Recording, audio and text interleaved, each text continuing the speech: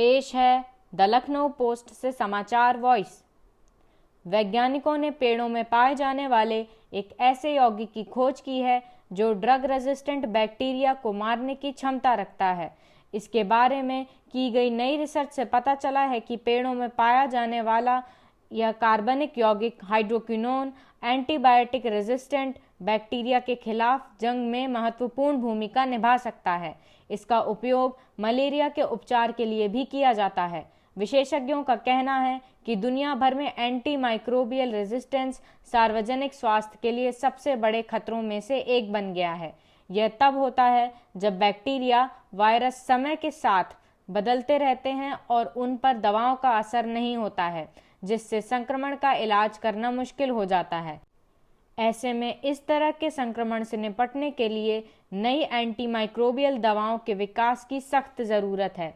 इस बारे में पोर्ट्समाउथ और थाईलैंड में नारेसुआन और पिबुल सोंगक्रम राजाभात विश्वविद्यालयों के वैज्ञानिकों द्वारा किए गए अध्ययन से पता चला है कि कुछ पेड़ों की छाल में पाया जाने वाला हाइड्रोक्विनोन किसी भी बैक्टीरियल स्ट्रेन को रोक सकता है। हाइड्रोक्विनोन को पहले ही इंसानों में मलेरिया के खिलाफ एक प्रभावी एजेंट के रूप में जाना जाता है, लेकिन अब तक इसके ड्रग रेजिस्टेंट गुणों के बारे में बहुत कम जांच हुई है। वैश्विक स्तर पर एंटीबायोटिक रेजिस्टेंस का खतरा कितना बड़ा है, इसका अंदाज़ा इसी बात से लगाया जा सकता है कि इसने 2019 में सीधे तौर पर 12.7 लाख लोगों की जान ले ली थी। कैम्ब्रिज विश्वविद्यालय के शोधकर्ताओं ने एक बैक्टीरिया की खोज की है जो मीठे पानी की झीलों से प्लास्टिक कचरे को हटाने का काम करेगा।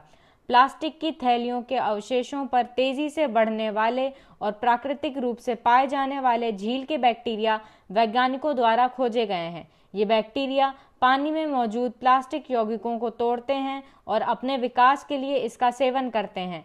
अनुसंधान ने सुझाव दिया है कि इनके साथ जल निकायों को समृद्ध करना प्लास्टिक प्रदूषण को दूर करने का एक तरीका हो सकता है।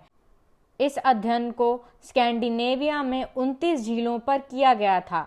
इससे यह पता चला कि झीलों में यह बैक्टीरिया लकड़ी या पत्तियों जैसे प्राकृतिक कार्बनिक यौगिकों के बजाय प्लास्टिक से निर्मित कार्बनिक यौगिकों को ज़्यादा प्राथमिकता देता है।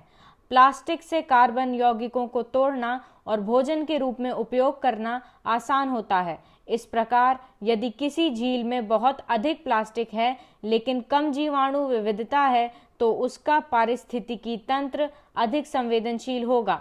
जल निकायों में प्लास्टिक कचरे और माइक्रोप्लास्टिक की उपस्थिति दुनिया भर में आम है।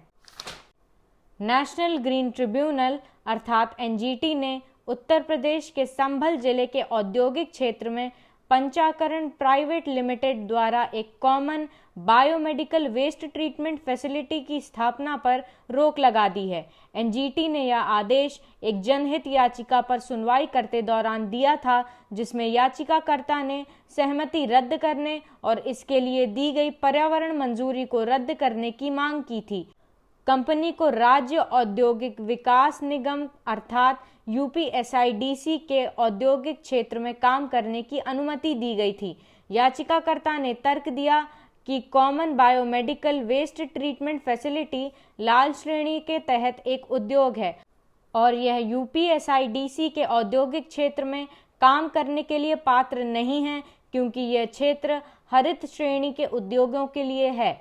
उन्होंने कहा कि इस वेस्ट ट्रीटमेंट फैसिलिटी ने यह गलत तरीके से पेश किया है कि स्थापित की जाने वाली इकाई हरित श्रेणी में है। ओएनजीसी एनर्जी सेंटर ट्रस्ट और आइसलैंड जियो सर्वे, जिन्होंने लद्दाख स्थित पुगा वैली में एक भूतापीय संयंत्र विकसित करने के लिए एक समझौता ज्ञापन पर हस्ताक्षर किए हैं।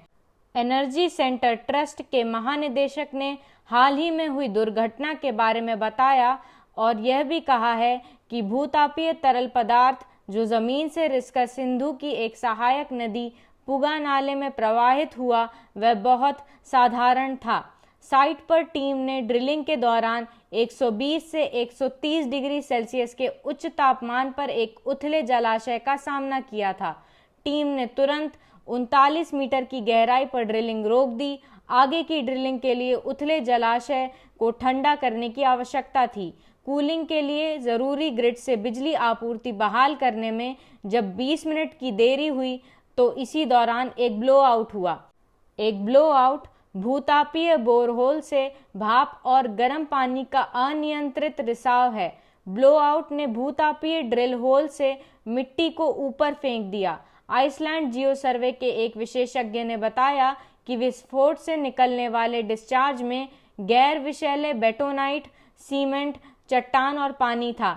विशेषज्ञ ने कहा कि जियोथर्मल आर्सेनिक आमतौर पर कई किलोमीटर के गहरे जलाशयों में उत्पन्न होता है और संभवतः केवल 40 मीटर गहरे बोरहोल से निकलने वाला डिस्चार्ज खतरनाक नहीं था। इस बीच एक परीक्षण से पता चला है कि पुगा नाले के पानी में प्रवाहित हुए भूतापीय तरल पदार्थ की तुलना में अधिक आर्सेनिक सामग्री थी। ओएनजीसी ने अब बोरहोल को बंद कर दिया है और पुगा हॉट स्प्रिंग क्षेत्र में उसी 5 हेक्टेयर भूमि पर एक अलग स्थान पर आगे की खोजपूर्ण ड्रिलिंग करेंगे, जिसके लिए राज्य बोर्ड द्वारा वन्य जीव मंजूरी दे दी गई है। लद्दाख में न्योमा उपखंड के मजिस्ट्रेट ने ओएनजीसी को भूतापीय ऊर्जा संयंत्र में एहतियात के उच्चतम मानकों का अभ्यास करने का आदेश दिया है। स्थानीय पर्यावरणविदों ने आरोप लगाया है कि संयंत्र ने कई पर्यावरणीय जोखिम पैदा करते हुए हरित मानदंडों का उल्लंघन किया है। केंद्रीय जल आयोग ने कहा है कि इस सप्ताह भारत के जलाशयों में भंडारण केवल 1% बढ़ा है। भारतीय मौसम विभाग के अनुसार देश के 10 राज्यों ने 1 जून से 1 सितंबर के बीच अधिक या सामान्य भंडारण की सूचना दी है। देश के 143 प्रमुख जलाशयों में भंडारण उनकी कुल क्षमता का 83% था। यह पिछले वर्ष की इसी अवधि के संग्रहण का 128% और पिछले 10 वर्षों के औसत संग्रहण का 122% था। 15 राज्यों में पिछले वर्ष की तुलना में बेहतर जलाशय भंडारण है, जैसे हिमाचल प्रदेश, पंजाब, राजस्थान आदि, जबकि कम भंडारण वाले 6 राज्य हैं। पिछले वर्ष की तुलना में अधिक भंडारण वाले जलाशयों की संख्या 104 है। साबरमती, नर्मदा, तापी, कावेरी आदि में सामान्य से बेहतर भंडारण उपलब्ध है। नमस्कार।